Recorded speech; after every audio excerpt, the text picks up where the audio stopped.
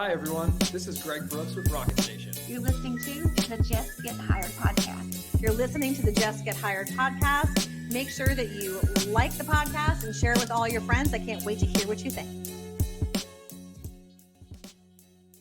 Hey everyone, welcome back to another episode of the Jess Get Hired Podcast. This is your go-to resource for career advice, job tips, and everything in between. I'm your host, Fiesta George, and we're going to continue a conversation that we had a few weeks ago about working at a startup and how to prepare for a successful job interview in this dynamic environment. If you're considering a career at a startup, you're in for a treat because we're about to share some great insights. And joining me today is Andrea Misir, a seasoned career coach and digital marketing specialist. And this is part 2 of our conversation. So welcome back. Thanks for having me back, Jess. Absolutely. We couldn't fit all of the good stuff into one episode, so I appreciate you coming back on the show. I don't think I had a chance to introduce you, but to reintroduce you, just in case for anybody who's just joining us, Andrea has an impressive background, which includes managing advertising campaigns for Fortune 500 brands like Sprint, P&G, Unilever, as well as healthcare marketing for some of the largest privately held healthcare systems in New York City, one of my favorite cities. And you've been coaching job seekers, helping them at top companies like Cisco, Oracle, Etsy, Disney, all of my favorite brands. And you have been published in NerdWallet and Fast Company. So I think you are the perfect guest to help us with this conversation on how to prepare for a job interview at a startup. Yeah, let's get started. Let's talk about how people can work at a startup. Absolutely. Well, before we dive into this topic, I have a tip for job seekers. If you're starting your day with a daily routine, that can help you get focused and energized. Eating a balanced breakfast or just even doing a workout. If you find that those things work for you, I have another thing that's going to also help. So this is called Magic Mind. I'm holding a bottle of it in my hand. And if you want to start your day off right, I'm not sure, Andrea, if you've heard of Magic Mind, but it's the world's first productivity shot. And it's a game changer for me. I've been taking it since the beginning of the year. It contains 12 magical ingredients, including agave, lion's mane, cordyceps, turmeric, you name it. But it's all in there to boost your mental energy, support your immune system, and enhance your cognitive performance. So if you haven't tried it yet, I encourage you to go out there and find it. You can find it at your local Sprout store if you have one in New York, or you can go to magicmind.com/hired. And of course, I'm going to put that in the show notes and I'll send you the link so that you can find it. But go check it out. Trust me, it's worth the shot. So, just wanted to make sure you were aware of that, but I want us to get back to our conversation. So let's kick it off. What should candidates do to prepare to work at a startup and get ready for their interview? So, what makes startups different from corporations is that you're not going to be, or rather you shouldn't, have a ton of extra steps involved. One of the things that startups pride themselves on is that they move fast and they want to make sure that they have the best possible talent without dragging out process. So at best, it should be a couple of rounds. So with that, you don't have to worry about meeting a ton of people and doing a bunch of assignments. More often than not, you're going to be meeting directly with the founders and senior leadership of a startup because, they're literally just starting up. So you're not going to have a ton of people right away. So definitely expect them to be hands-on, to be very passionate about what they're doing. You'd be hard pressed to find a startup owner or founder that would not be committed at all if they were just in it for the money. Like they will be relentless in their pursuit to solve whatever problem they're setting out to solve. Okay. Well, when you're getting ready to interview for a startup, what are some questions that people should be prepared to answer? What are some of the top ones that you've heard people ask? So I would say that it's totally going to depend because not every single hiring manager is going to be the best at interviewing. So for every good interview you have where you're going to go through the typical questions, tell me about yourself, your strengths and weaknesses, accomplishments. I cannot stress enough to my clients and mentees to make sure you have strong answers ready about examples. How did you handle conflict? What were your big wins without going into a ton of detail? This is especially true for marketers. You want to be able to say less with more. A startup owner, they're a busy person. So as much as they would love to hear all of the nitty gritty, they just do not have time for it. So definitely keep it high level. Talk a little bit about the problem you were faced with, what actions you took to solve that problem, and emphasize, do not hold back the overwhelming results and wins you've achieved. So I've had this debate before, cover letter or no cover letter. What is your thought behind that? Hey, you're a recruiter. I'm sure you're not going to hold back when you say that most cover letters don't really get read.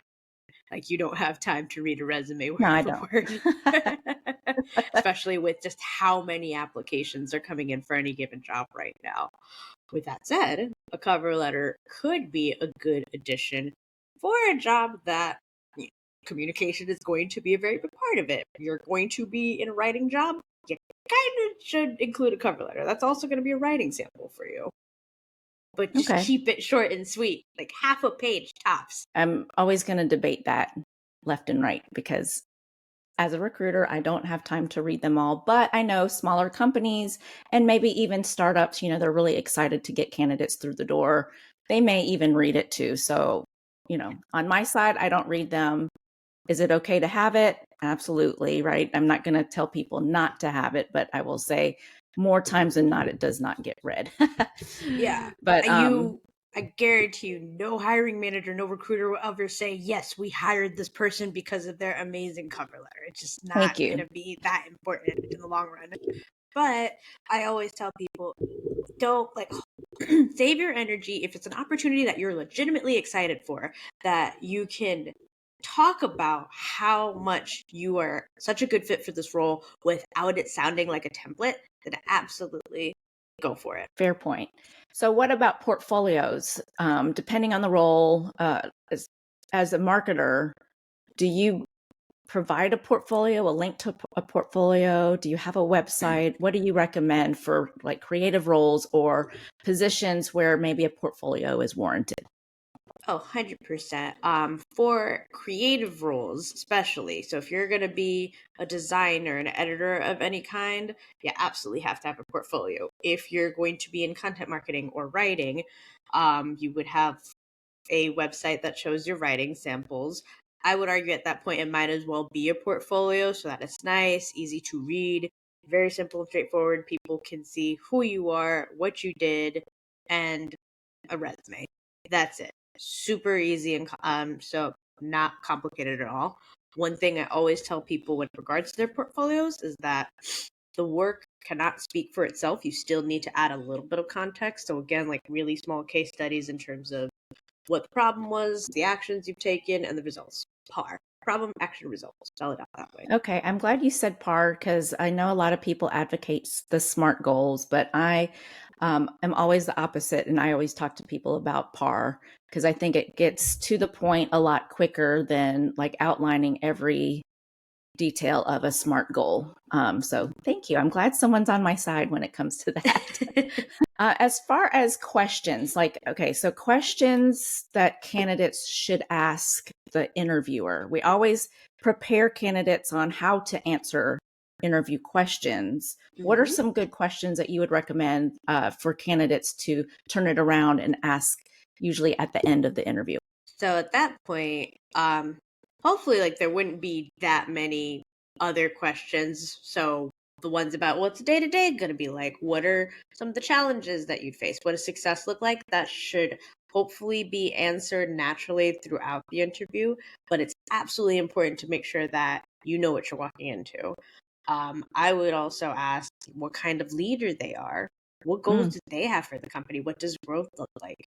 For startups, do they have an idea of what an exit plan looks like? And what's so important, especially for an early stage startup, how much runway do they have? How much more time do they have with the current set of money until they need to raise another round of funding or get money elsewhere.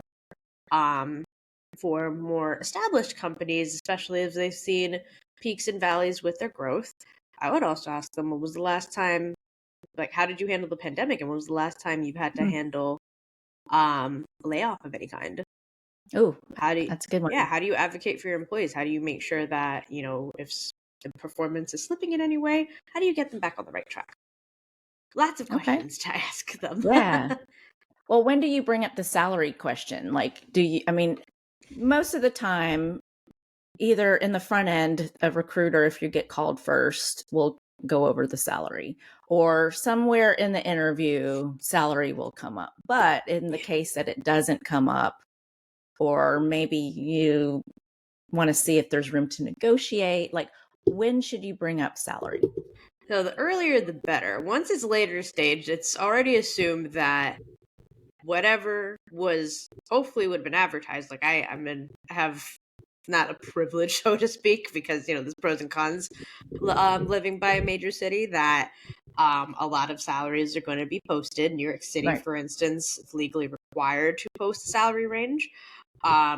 But I would always just confirm with them, like in the beginning, I saw that the salary range advertised for this position is 80 to 100K. Can you confirm if that's correct, or is there a little bit more wiggle room? And I always tell people, like, companies have to have a salary. Like, they're already budgeted for it. Most of the time, you would not be having this conversation unless there was an actual job, meaning there was money set aside for it. If things are up in the air, it's a bit of a yellow flag, but I would make sure you do your research. Go to sites like salary.com, PayScale, which is great, and Right. ownetonline.org. They rely on actual data, both self-reported Mhm. data, but also like market data to report in on like actual market trends. So they'll give you an estimate of how much you could potentially be going for. And I always tell people, shoot a little bit higher. Be realistic, of course. Be real with yourself in terms of how much experience you can bring to the table. So if you're starting off, if you're an entry-level person, you might not be making $100,000 off the bat. But if you have 7 years of experience under your belt, you absolutely could go for a little bit higher, and you should advocate for yourself. Because what's Absolutely. going to Well, end up happening, you say you have a little bit more, they're going to meet you in the middle anyway. So it's almost expected True. that you're going to negotiate down the line, and you absolutely need to once you get to the offer stage. That's the best way you can make more money. Definitely. I always try to tell people not to actually give a number, but a range, because Mhm. once you land on a number, you're kind of You're stuck. pigeonholed into that. There's no going up after you go from there, and they can know that that's maybe like your high end number. So try to give a range if the range is not provided for you. That's what I always And say. also, it's none of their business how much money you were making.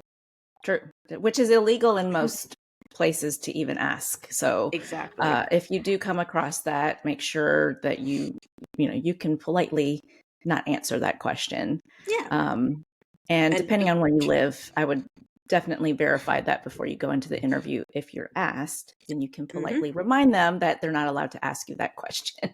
yeah, But most employers know now. yeah, if they insist, oh, we need to see pay stubs. No, they don't. No. They have no Yeah, way to verify that anyway. absolutely. So as we're kind of wrapping things up, what other things should people keep in mind when it comes to working at a startup that maybe we haven't covered already? Yeah, so just reiterate, like, they're very fast paced. You will definitely learn a lot. Working really closely with leadership. I would say definitely make the most of your experience, document everything.